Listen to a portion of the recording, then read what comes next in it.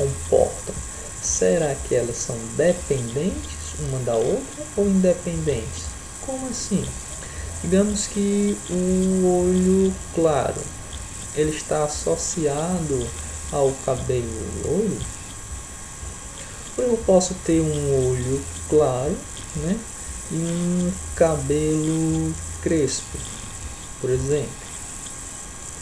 Será que a cor do olho ela está associada à cor ou textura dos cabelos ou da pele? Será que essas características, diversas características, elas têm uma dependência ou elas se segregam, elas se separam na meiose de forma independente? Então Mendel ele quis testar isso, né? Ele quis testar duas ou mais características. Mas por que ele queria testar essas características? Porque ele queria ver, né, se havia dependência entre duas características, como eu expliquei antes. Mendel queria saber se duas características estavam associadas ou não uma à outra. Ele fez um experimento das ervilhas novamente, né? Voltando aí para a questão das ervilhas de novo, onde ele pegou as ervilhas amarelas e lisas e as ervilhas verdes e rugosas, né? Duas características diferentes, cruzou elas aí diversas vezes, né? E ele teve aí um resultado, né? De características analisadas simultaneamente, elas não dependem uma das outras. Elas não dependem umas das outras. Ou seja, para mim ter os olhos claros, não necessariamente eu vou ter o cabelo louro. Tipo, os olhos azuis não estão condicionados a cabelo louros. Eu posso ter olhos azuis e cabelos negros. Ou seja, elas não dependem uma das outras. Essas características, né, elas são independentes. Eu posso herdar elas aí de formas aleatórias, de formas independentes.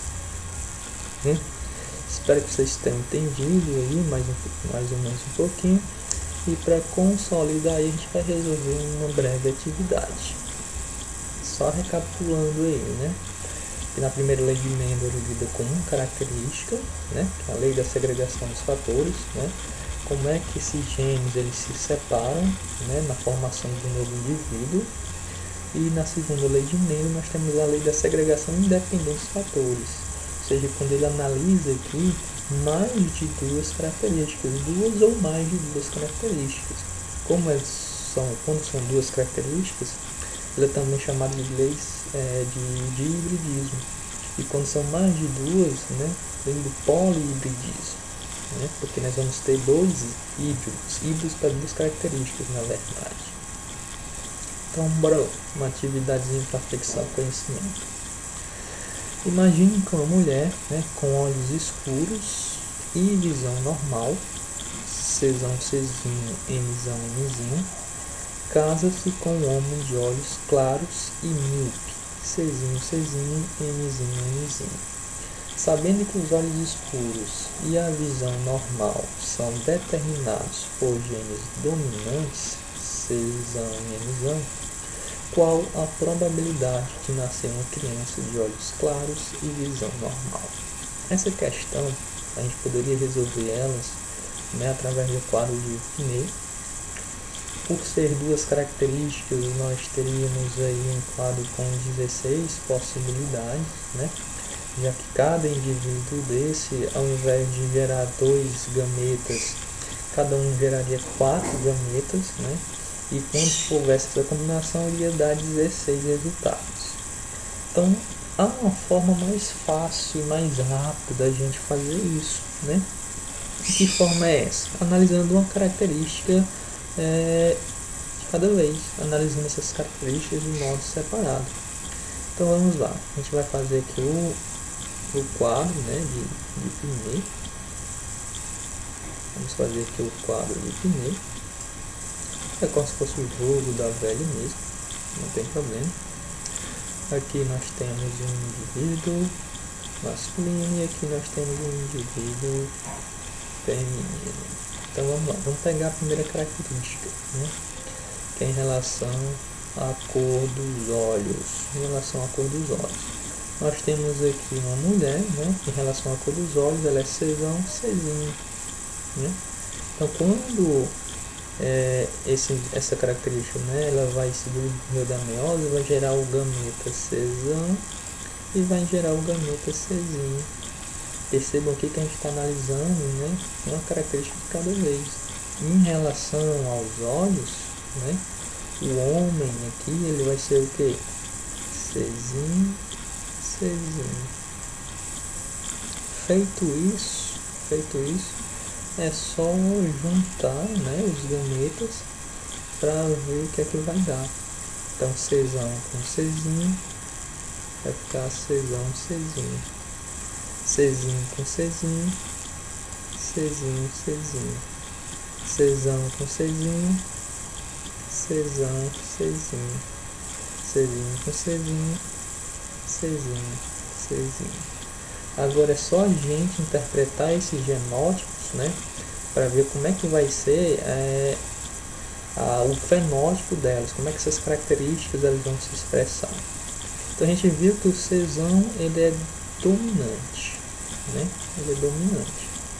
Então onde tiver Czão aqui, indica que os olhos vão ser o quê? Escuros. E onde tiver Czinho, indica que os olhos vão ser o quê? Claros. E o que é que a questão quer saber? Ela quer saber qual a probabilidade de nascer uma criança de olhos claros, né? Então, qual a probabilidade de nascer criança de olhos claros? Nós temos aqui, só vai ser olhos claros se for recessivo, Czinho, Czinho. Então, nós temos aqui duas possibilidades, não é isso? Ou seja, nós temos um meio, ou seja, 50% de chance de nascer uma criança com olhos claros e 50% de chance de nascer crianças com olhos escuros, né? Em relação a outra característica, né, se a gente for fazer o quadro imitando para outra característica também, então bora lá.